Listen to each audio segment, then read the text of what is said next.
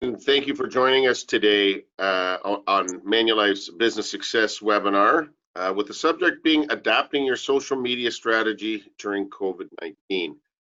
My name is Ian McLean and I'm President and CEO of the Greater Kitchener-Waterloo Chamber of Commerce. Before we get started, I'd just like to take a moment to acknowledge that we do live and work on the traditional territory of the Neutral, Anishinaabe, and Haudenosaunee peoples as we seek a renewed relationship based on the foundation of mutual understanding and respect. Today's session would not be possible without the continued support of our sponsors. So a special thank you to our title sponsor for the Business Success Series, which is Manulife, our platinum sponsor for the series, which is the Immigration Partnership of Waterloo Region, and this month's presenting sponsor, TD Bank Group. These organizations are committed to supporting our local economy and providing businesses with the resources and tools they need to thrive. I'd like to now welcome Jackie Beziak, Director, Group Benefits Small Business Sales for Ontario with Manulife, to say a few words. Jackie. Thank you, Ian. On behalf of Manulife, we're proud to sponsor the Business Success Series. This session will walk you through a three-step framework to assess how effective your social media has been, utilizing data and insights to determine whether your posts are working or not, how your customers' needs have changed, and what tools and key strategies you can use for your business to adjust, organize, and pivot your campaigns by platform to create powerful engagement strategies. Manulife played a key role in the COVID-19 response by providing health and wellness content for our customers on social media platforms. We're able to analyze the data and insights for each platform to better understand and predict what resonates with our customers and create a strategy and better content to help our customers live healthier lives. Thank you for joining us and enjoy today's session. Well, thank you, Jackie. And on behalf of Manulife, we are proud to sponsor or to have you as a sponsor for the Business Success Series, as we work together between Manulife and the Chamber to give local businesses the help they need during these difficult times. So just before the session starts, I'd like to give a few quick reminders. Please ensure that your microphone is muted throughout the presentation so we can reduce any background noise. If you have any questions that come up through the session, you can type them into the chat box on your control panel at any time. If there's technical issues or tech-related issues, a representative of our team will get back to you in just a few moments. And if you are, if the questions are for today's presenter, they'll be gathered throughout the session, and our speaker will do their best to answer as many questions as possible following the presentation. If we don't get to them all, we'll consolidate those, try and get those answered, and send it out to the group that's listening in. All attendees will be, all of you listening today, and attendees will be sent a recording of today's presentation. It'll be also made available on the Greater KW Chamber's website. At this time, I'd like to now invite Joe Curto, Manager Commercial Services for TD Commercial Banking, to introduce today's speaker. Joe. Thank you, Ian. TD is very proud to be this month's presenting sponsor of the Business Success Series. Thank you for that. I have the privilege of introducing today's speaker. With over 15 years of marketing experience, Andrea is an experienced marketer passionate about helping brands understand why they are in business and what they want to accomplish and how they are going to get there. Driven by her natural curiosity to derive meaning from information, Andrea collaborates with Leslie Warren Design Group clients to solve business problems with strategic marketing. Please join me in welcoming Andrea Martin. Awesome. Thanks, Joe.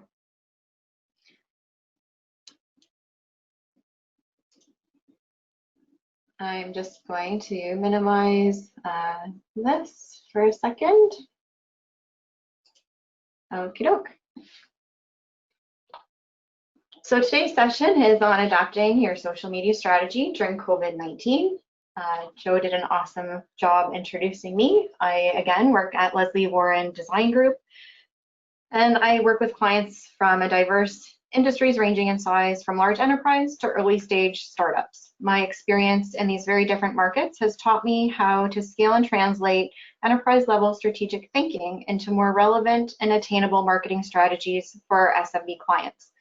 I'm always interested in connecting with like-minded marketers and entrepreneurs, so please connect with me on LinkedIn at AndreaMartin1, or feel free to email me at andrea@lwdg.ca if you have any questions following today's session.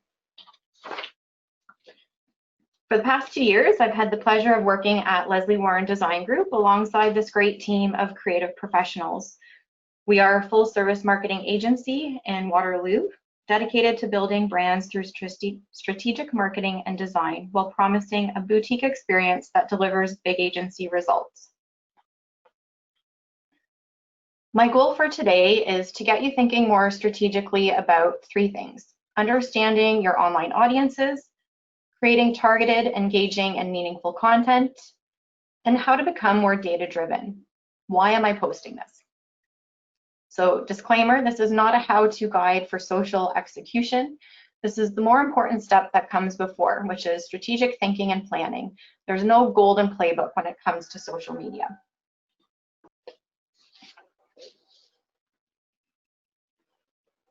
So during the presentation, take notes, jot down your thoughts, and consider the following. Reach. Who are the audiences you currently reach, and which ones do you desire to reach? Effectiveness. What's working and what's not? Do you know why? Measurement.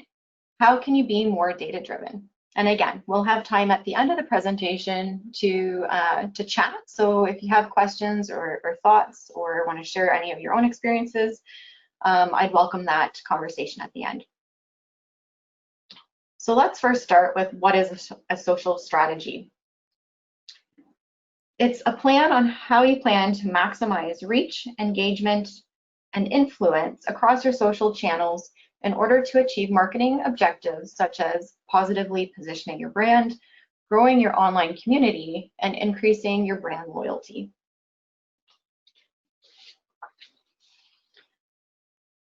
So why is it necessary to control and adapt my social strategy right now? Because COVID-19 has dramatically changed consumer needs, emotions, and competitive environments, and your overall brand strategy needs to reflect these changes and be executed through your social media channels and all marketing channels in order to remain relevant and evolve how we connect and engage with our prospects and customers online.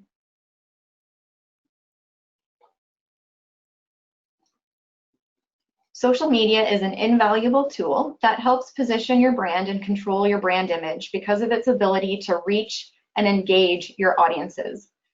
During the lockdown period spanning March to May, we saw advertising of all forms make the hardest 180 of our lifetime, arguably in history, with all normal advertising grounding to a halt as big brands scrambled to answer, how do we manage our brand through this? We've never dealt with anything like this before.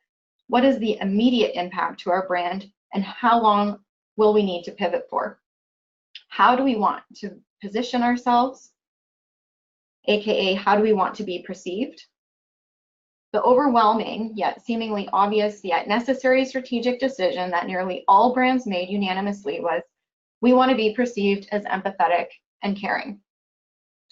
An example of this was Ford Motor Company.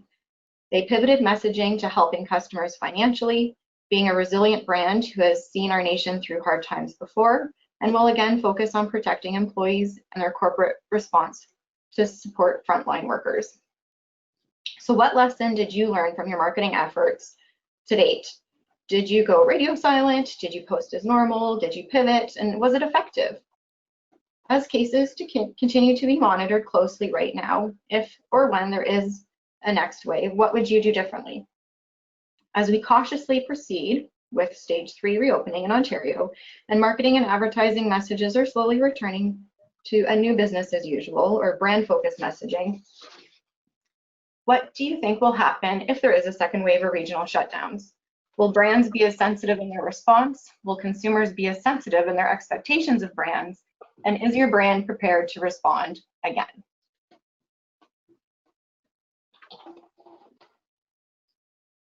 When we think of social media, it's easy to very quickly become overwhelmed at all the channels and possibilities. However, every business has fixed resources to invest in social media, and so your strategy needs to reflect the time, resources, and money you have and are willing to invest. So my recommendation is to follow my 3-step process and pick your battles. Spreading your content thinly across many channels is likely a poorer strategy than investing more heavily in a channel that clients are more likely to engage with you on.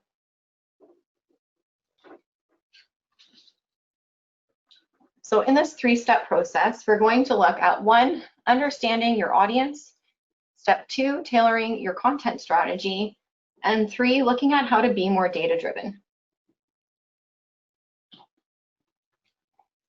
Step 1, understand your audience. Consider the difference between B2B and B2C social media. Most B2B companies are not great at social media marketing.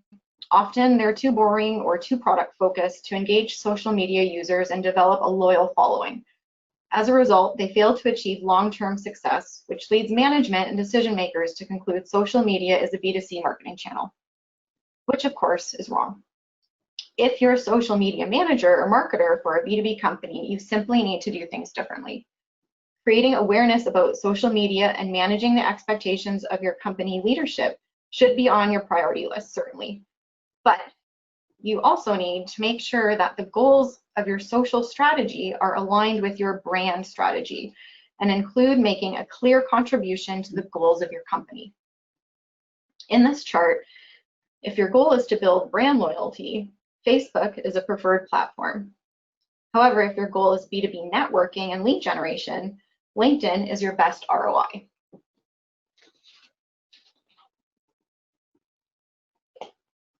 Canadians do engage with brands on social media. Your audience is online, you just have to find and engage them.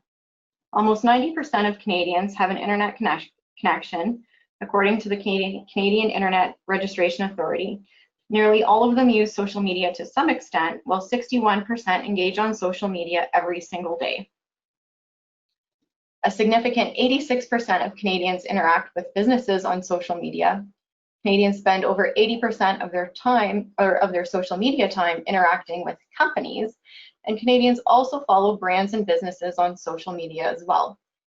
On Facebook, 59% follow businesses, and on Instagram, 27% follow businesses. Consumers are on their devices now during COVID-19 more than ever, making digital storytelling an important part of your social strategy.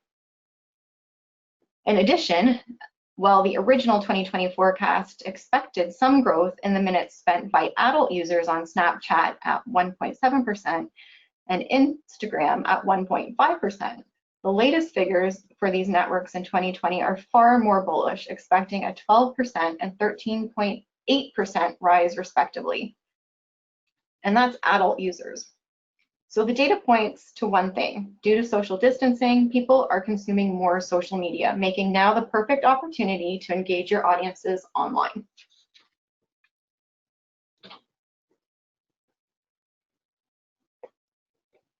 B2C companies often use social media as a direct selling channel. These strategies are focused on consumers who generally have the authority to make purchasing decisions themselves. They don't have hierarchies to cross or approvals to seek. But when targeting B2B clients via social media, you need to understand the standard decision-making process at your target industry. It's almost impossible to think that a B2B sale can occur because of just a few social media posts. Most of the time, the B2B purchasing process includes multiple approvals, cost analyses, and layers of decision-making. A more practical approach should be to use social media as an engagement channel. When pitching a social media strategy to your decision makers, your proposed ROI should be based on engagement, lead generation, and referral traffic to your website instead of direct sales.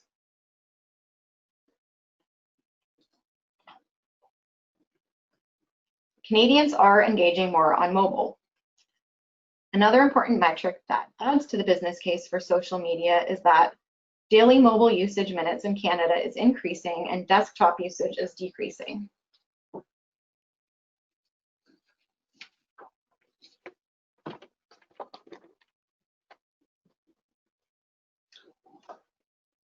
So how do you understand how your audience's behavior has changed. Whether your customers or our consumers or businesses, having a solid understanding of who they are will help in evaluating the extent to which COVID-19 has impacted their personal and work behaviors that have led to new habits being formed for B2B brands. Understanding your industry segments and personas can allow you to focus on social media efforts on segments less impacted by COVID-19. You also need to understand what your consumers are thinking and feeling right now. Do some research, send out a survey, do a social poll, check in with influencers that target your customers, and do what you need to do to put yourself in your customers' shoes. Are they still dealing with working from home? Are they returning kids to school right now? Are they frustrated with supplier timelines? Take those answers and take a step back. Zoom out and forget everything you've done before and everything you thought you knew about your customer. Are there new opportunities to share your product or service in different ways with different people? How can you pivot to meet the needs of your customers right now? This in-depth knowledge of your customers will set the tone for everything you do during a crisis like COVID-19 and even beyond. It will also guide your content strategy to be more relevant. The relationships you build through effectively knowing and meeting the needs of your customers will endure long after the crisis is gone.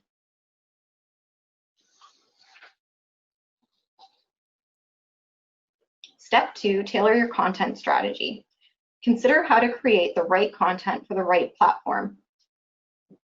Social media marketing is much more than posting a few updates on Facebook and Google+ and sending out a few tweets. It's a complete branding channel where you express your company's distinct voice, create the community effect, and establish a unique digital brand identity and personality.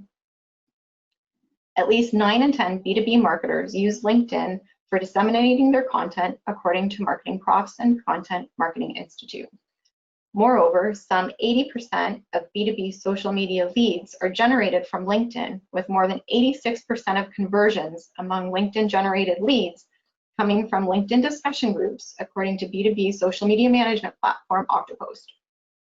So again, more than posting, engagement is the key to making relationships. To harness the power of LinkedIn groups and even some of the other social networks, you need to analyze the discussions of your target users. Then create content that solves their problems and gives them new ideas. Win people over with the usefulness of your content. The value you share will contribute directly toward your branding and lead generation efforts. Ask yourself, how does my content create value for my customers?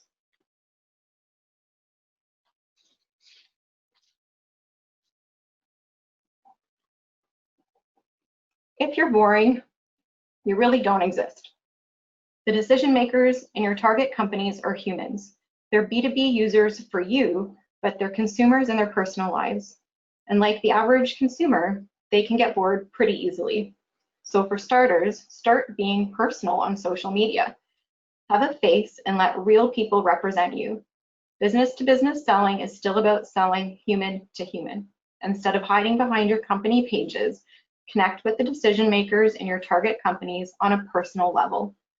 Be conversational and use I, you, me regularly in your updates. Also add humor and show empathy. Follow customer moods and enjoy events and celebrations when appropriate. The selling process of B2B and B2C companies differ significantly, but the human element remains equally important in both models.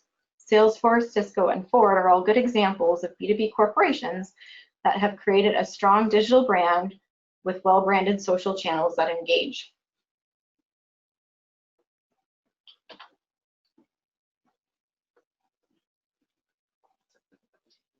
As this pandemic evolves, we are sure to have more highs and lows ahead. It's important to track customer emotions and needs relative to COVID-19 to ensure your content is relevant and timely and builds your brand image. While normally you might plan your content calendar monthly for up to a year in advance, planning in shorter timeframes while actively performing customer listening and adapting your strategy and messaging to create high-value content during this time is likely a better use of your time. Nobody can predict what will happen in the coming months, so it's important to stay agile. High-value content will net higher engagement rates, and engagement rates are up. There have been 7.3 more engagements per post per day on average across all networks and industries during COVID-19, according to Sprout Social. That's significant. People are craving social interaction on top of being online more, and that is causing them to engage more. So give them what they're looking for.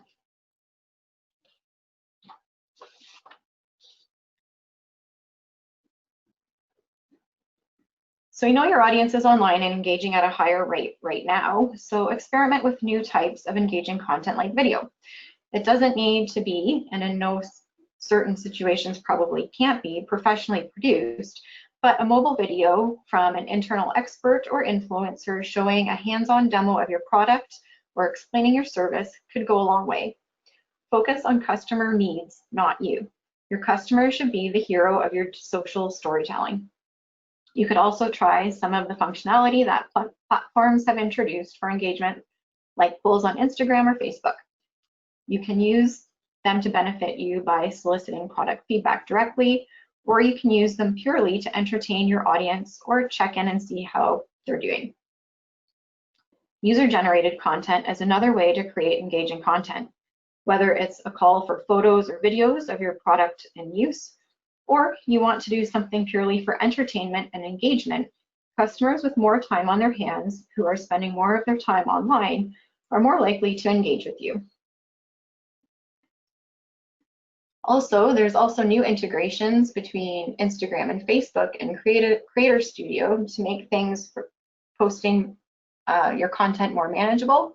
And Instagram also just launched Reels, which is a longer form of video in addition to their stories and IGTV. So again, that expansion in the video space is the kind of content that people are just really craving and engaging with right now.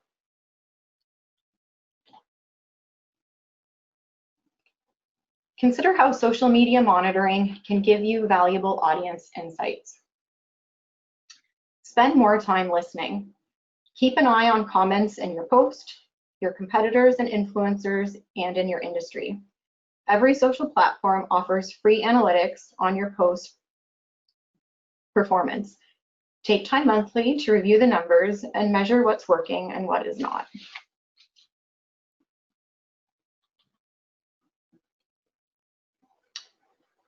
Monitor and report your social analytics and engagement trends to gain valuable insights. Total engagement rate by reach is measured by total engagements per post divided by reach per post times 100. And this is just a dashboard in Hootsuite that shows some of the analytics available outside of the social platforms in addition to the free analytics in the platforms themselves. The more in-depth and comprehensive data you have about your target audience, their preferences, their engagement trends, and their conversion patterns, the more informed and less risky decisions you'll take. As a B2B social media marketer, you need to back every move with solid data and evidence. Doing so will give credibility to your decisions, reduce the chances of failure, and help you present a clear ROI on social media efforts. Social media monitoring tools can give you great insights about your audience. As I mentioned, each platform has its own built-in audience insights and analytics. But if you're looking to consolidate your reporting across your social platforms, you may be interested in using a social management tool. For example, Hootsuite, shown above, is a comprehensive social media management tool that gives you control over your accounts and provides you detailed analytics to make informed decisions. It offers more detailed audience insights, as well as different tools for publishing, monitoring, and reporting. You can also connect up to 3 social accounts for free on Hootsuite to get started.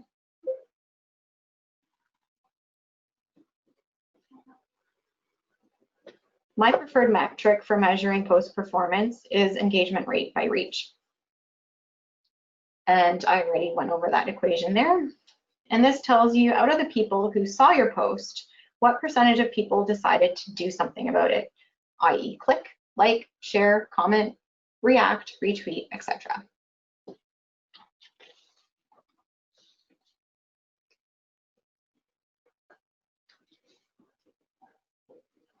So how can you stay on top of trends, customer sentiment, and feedback? Dedicate some time to do this on a regular basis and find ways to gather and track those insights. Here are several more social monitoring tools you might consider based on your needs.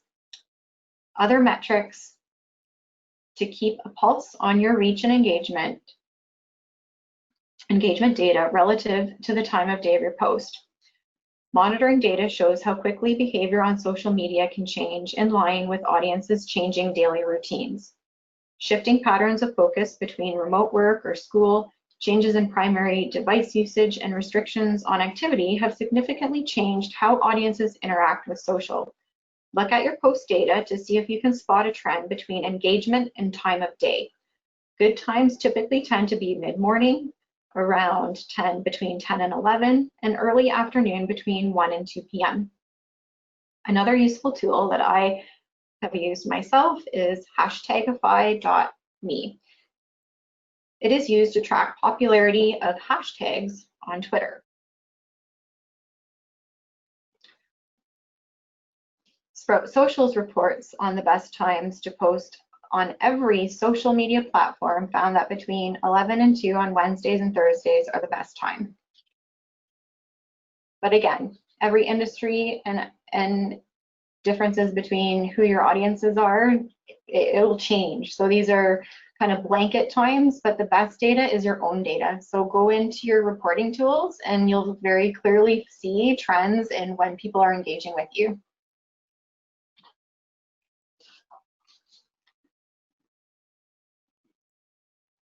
So step 3, be data driven. Key KPIs to track are post reach, follower growth, post engagement, and sentiment. An average Facebook user likes 13 posts per month. An average Facebook user clicks on 11 ads per month, and the average engagement rate for Facebook posts is 3.6%. Well, 300 million people use Facebook stories daily. Here are some additional measurement tips. Before you implement any new strategy, make sure you have benchmark data to measure your success against and give yourself a starting point. Monitor and report your social media data monthly to track progress, gain insights, and adopt your strategy. Remember, follower growth, especially for B2B, should value quality over quantity. Monitor new followers to see if you're attracting qualified target audiences. Understand the types of content your audiences engage the most and least and adapt accordingly. Track the sentiment of your audience by monitoring post reactions, comments, and reviews. There's also additional software you can use to track sentiment for you. The median engagement rate per post on Instagram is 1.6%, according to Sprout Social. Overall, if you're seeing a 1 to 2% engagement rate, you're doing pretty good. Engagement rates are highly variable by social channel and by industry, so source an industry benchmark relative to your specific industry to better gauge your success.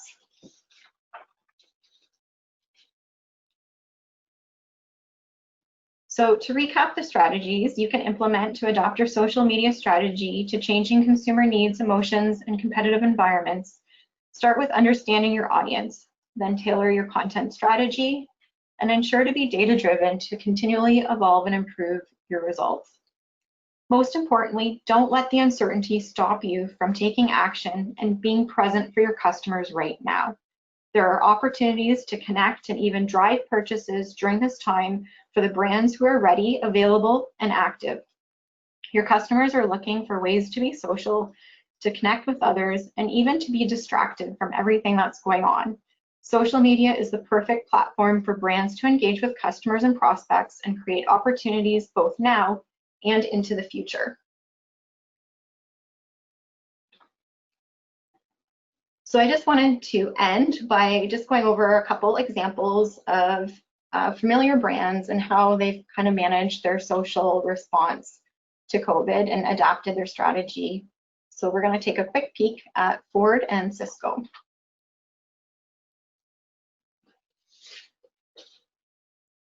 If you check out Ford Canada's Facebook page, you will see that from March through June, their content strategy was completely adapted to their audience needs because their industry was so negatively impacted. On March 21st, Ford launched a TV ad to support customers impacted by COVID-19 with their payments through Ford Credit. Their response was swift and led their industry, prompting other automakers to offer similar financial relief. Their content continued to focus on sharing stories of community support, including requesting their customers to share their stories of local heroes who used their Ford vehicles to deliver groceries or PPE to those in need. A great way to get free, authentic, user-generated content. They also continued to highlight their support of first responders and healthcare workers. In June, they repurposed their local hero submissions to create a highlight ad featuring Glenn, who used his F-150 to deliver PPE. It wasn't until July that we saw Ford return to more product-focused content with their recent launch of the all-new Bronco. It is possible that this vehicle may have been slated to be released sooner, forcing a delay and requiring their marketing team to react and adapt quickly. Most recently, we've seen more promotional content with ads focusing on the 2021 Ford GT Heritage Edition vehicle, the new Mustang Mach-E, and they're also promoting the 2021 Ford F-150. If we look at Cisco, if you look on their Facebook page, you will see that from March through June, their content strategy was a mix of COVID-19 response messaging along with product-focused content. Cisco was also highly impacted by COVID-19, but unlike Ford, in a revenue positive way, as their products and services became critical in building out remote connectivity solutions for the education and healthcare industries, as well as many businesses trying to enable a remote workforce. On March 30th, their post communicated their initial response to COVID-19 and their effort to connect temporary field hospitals in mobile pop-up or drive-through locations. On April 8th, they posted an empathetic and supportive messaging communicating their brand promise to bring people together. On April, they shared about their donation of collaboration displays for healthcare and essential workers all over the world. In July, they shared how they're adapting their existing wireless networks to include thermal sensors to manage workplace density, likely a product not in the funnel prior to COVID-19, that now their product and marketing teams are probably collaborating to bring to market faster. Most recently, they're also looking at Cisco HyperFlex and have released new innovations with their Cisco WebEx meetings platform. That being said, you'll still see that they're also using empathy ads still intermixed with their product ads.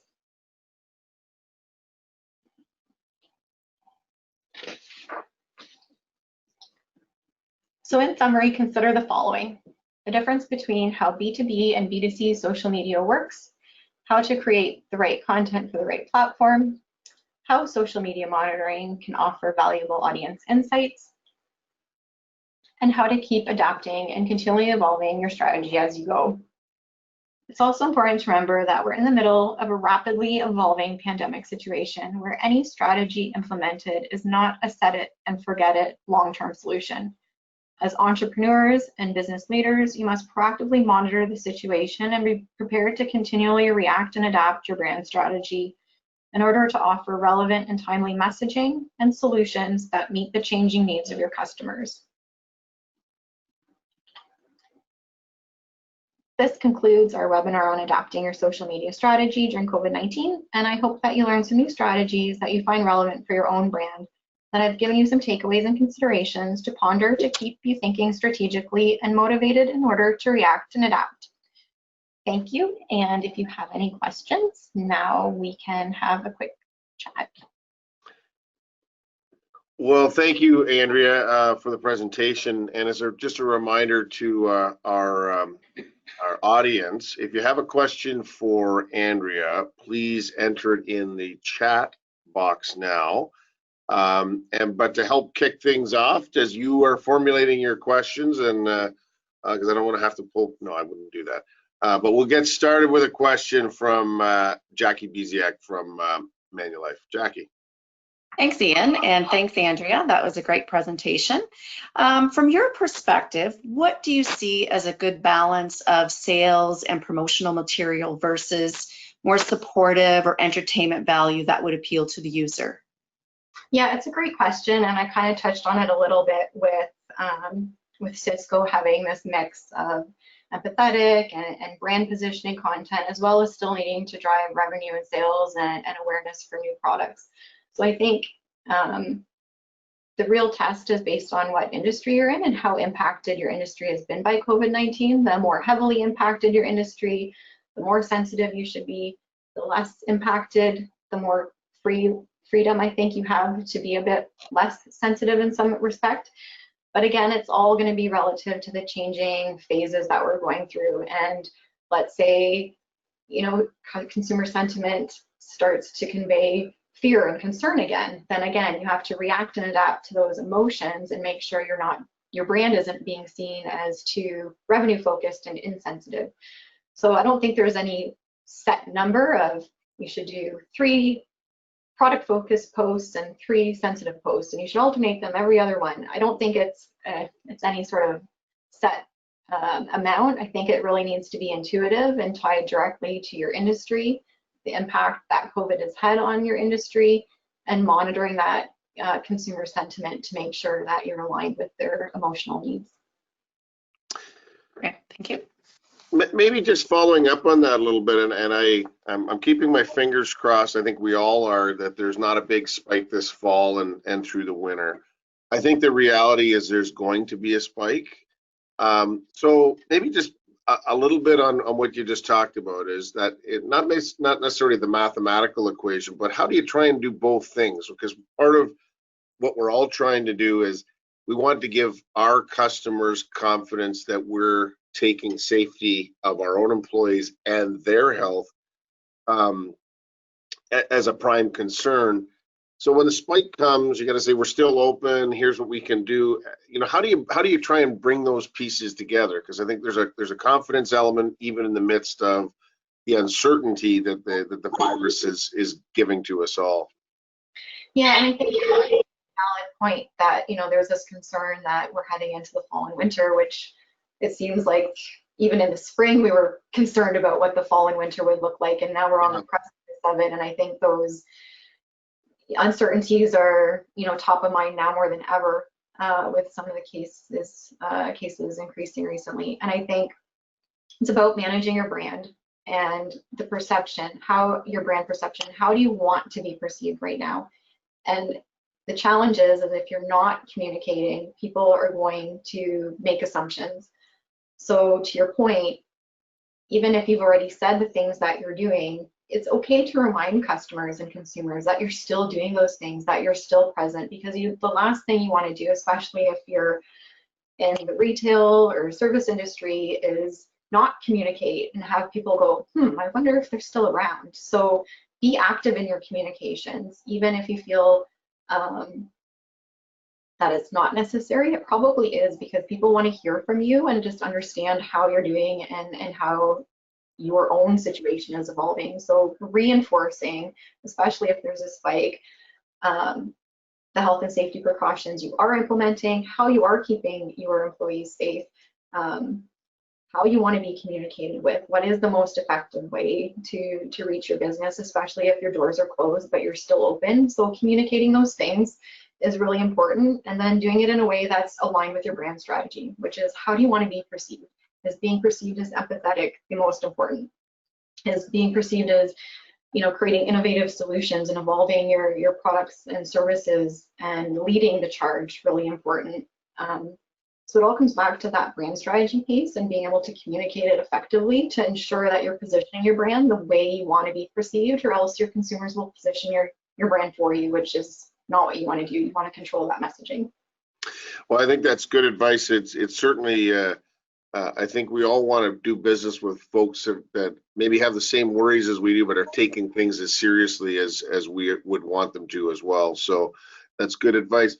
Okay, we've got a question that's come in, and So the question's around, okay, besides Hootsuite, what social management tool would be best for business to business? I think, for those of us that have multiple platforms, doing them, if you're doing them all separately, it can chew up a lot of time. Hootsuite's one option to kind of aggregate or manage the workflow there. What are some of the other ones that might be good ones for businesses that are on the B2B side looking to use?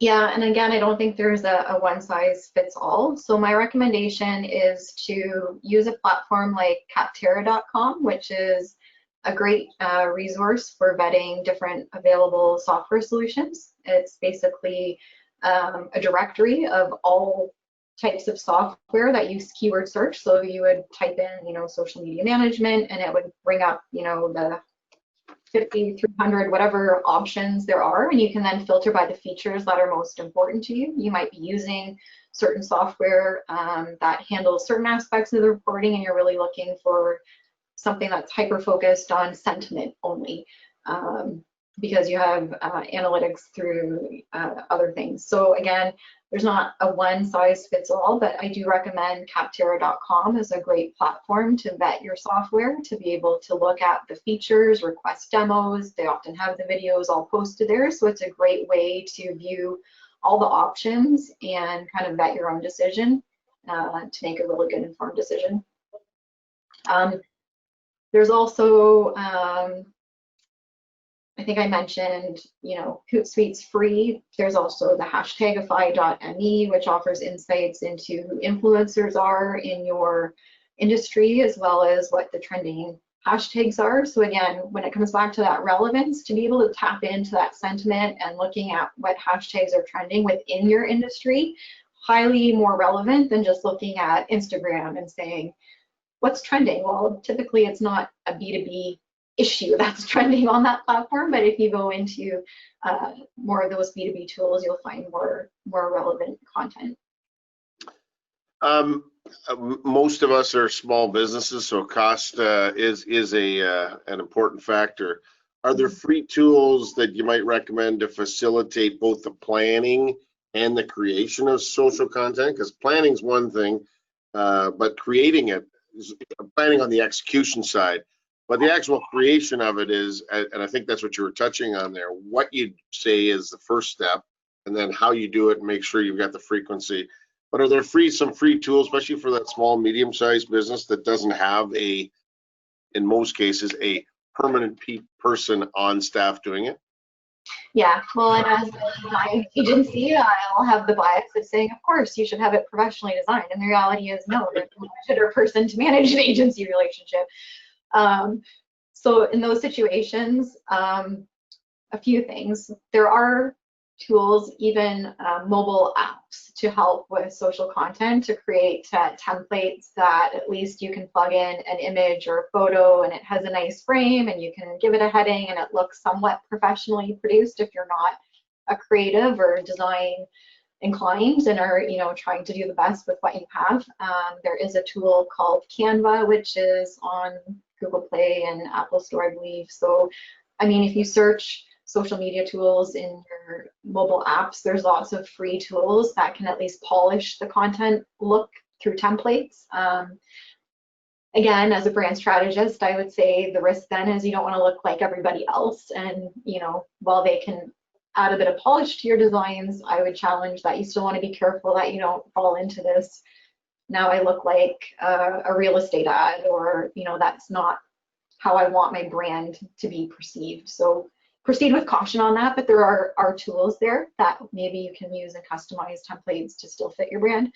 HubSpot is great for content. So if you're thinking about your calendar and content, they have a lot of free resources in their learning center. They do tons of blog posts on all sorts of social content, even within industries. So it would be a great learning resource if you're looking to just try to figure out kind of what you should do.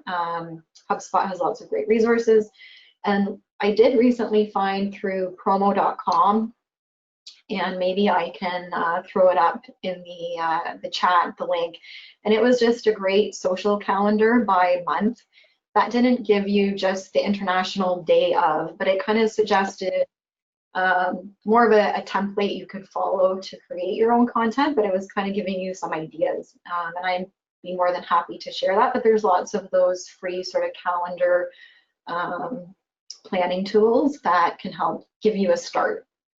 Okay. Another question came in from one of our attendees. Measuring the work that you do is an important one. So when you're creating, or what are the things, and how do you set up social media benchmarks so you can start to measure the success or lack thereof of your efforts there? What's the way to where do you recommend starting in that process of benchmarking the various platforms, et cetera, for social media? Yeah, so I'd have to go into each platform and measure your benchmark data. So you can start by looking at how many followers I have for September, and then looking through the posts that you've done this month, look at which posts had the most engagement. So you would, again, look at how many people liked, clicked, shared, and then you can kind of start to see trends in, you know, the posts that are just Happy Mother's Day or Welcome Fall tend to get less engagement than you sharing a customer success story or introducing a new employee. Keeping it more focused on people tends to drive engagement numbers higher. But again, look at your data and get some ideas around, okay, my average engagement rate on my content right now is 0.7 to 1%. My goal would be to get that up to, let's try for 2%. So if you knew that your average engagement, was a bit low for September, try again with evolving the content to see by posting more around the ones that are getting more engagement, if you can drive that overall metric up a bit. And again, monthly reporting is kind of the key to keep a pulse and being experimental. Try out Instagram Reels and doing some video content and seeing how engagement looks on Reels compared to stories, and how does engagement look on stories compared to posts. Experiment with multi-image posts, and there's cool tools on Facebook for 3D images. So there's all sorts of things that you can do to just experiment, but the thing is to measure the engagement and know what works and what doesn't work with your audience, and do more of what works and less of what doesn't. All right, one last question, then we're going to have to start to wrap it up. And I think this is fair. There are tools where you can do a lot of the same posts on multiple platforms, but I think you've identified that doesn't always work for the various platforms. So in some respects, it leads to it may be better to pick one or two platforms that are more applicable to your business and what your branding is going to be and marketing needs are, et cetera. But if you don't have that, so if you don't have that capacity to do all of those individually for each social media platform, where should people focus their effort, or does that, or but maybe this is a better way to answer the question. If you can't do them individually and ensure that it's targeted, is it better to do, well, we'll do it for all the platforms using, as you say, Hootsuite or something, or is it better to focus and say, no, we're going to really put some energy into Instagram or Facebook or Twitter or whatever? How do you sort of strike that balance? Yeah, and I think it's a struggle because there's so many platforms, and it is a full-time, it could easily be a full-time job to create just content for these platforms on a daily basis, and that's, for a small business, not going to happen. So yeah, a spray kind of model where you create the post and do like a blanket typically isn't as effective as, I mentioned, tailoring the content based on the platform. So start with your benchmark data. That will tell you so much about who your audience is and the type of content they're engaging with. So on Facebook, it might be high engagement on an introduction to a new employee, and they're very interested in that type of content, where Twitter is more tailored to news and events and more timely information in a more snippet type of communication. LinkedIn is great for overall brand positioning and looking at networking and growing prospects, and it is more of a sales channel, right? So if you're looking for lead gen and selling, LinkedIn is probably going to have better conversion than on a platform that's meant to just build community and inform and engage in a less salesy way. Again, Instagram might not be the right platform for everyone. If you're in a service industry and you don't even have visual products and things to display in a visual way, don't force it. You can tell by if your posts aren't getting engagement on that platform because they're not meeting the needs or expectations of your audience on that platform, to just scale it back. Don't necessarily eliminate it. Eliminate it if you really just don't have the resources, but focus on what's working. So if for a B2B brand, it means you can only do Twitter and LinkedIn, and you scale back on some of the other channels, then so be it. But don't just make decisions without looking at your data. Your benchmark data will tell you where you should focus. Listen, that's great. Thanks so much, Andrea. This does bring us to the end of today's session. I want to thank again our title sponsor for the series, for the Business Success Series, Manulife. The platinum sponsor for the Business Success Series is the Immigration Partnership of Waterloo Region. And this month's presenting sponsor of the Business Success Series is TD Bank Group. Thank you to you, Andrea. Thanks for sharing your wisdom and thoughts and taking the time to prepare for us. We appreciate that very much. And finally, to all of you for joining us today. As a reminder, we do host a new Business Success Series session each Wednesday at 11 o'clock. Next week, we will be hosting our annual general meeting at 10:30 a.m. And hearing from Derek Burleton. He's the Vice President and Deputy Chief Economist with TD Bank. We'll be discussing the economic and financial position due to COVID-19. Don't glaze over when I said AGM. The AGM takes about 8 minutes, so it's a very short, but it'll be an interesting take from Mr. Burleton on where we are, both as a region, as a province, and as a country. So pretty interesting information to have. Our Business Success Series will pick back up then on September 30th with Andrea Robertson. She's Vice President TD Wealth, and she's responsible for not-for-profits and responsible investing. She's going to discuss lessons learned by foundations during voluntary or charitable foundations during this challenging time with Elizabeth Heald, who is the President and CEO of the Kitchener-Waterloo Community Foundation, and Susan Dusick, and she's the President and CEO of the St. Mary's General Hospital Foundation. We hope we see you then. And for full details and to register, please visit us at greaterkwchamber.com. Please share this series with your friends and colleagues. We hope that you and they will join us every Wednesday morning for the next for another edition of the Greater KW Kitchener Chamber of Commerce Business Success Series, brought to you by Manulife. Thanks so much. And because it's Wednesday, it's Business Success Series, so have a great day. Thanks so much. Thanks, Andrea. Thank you.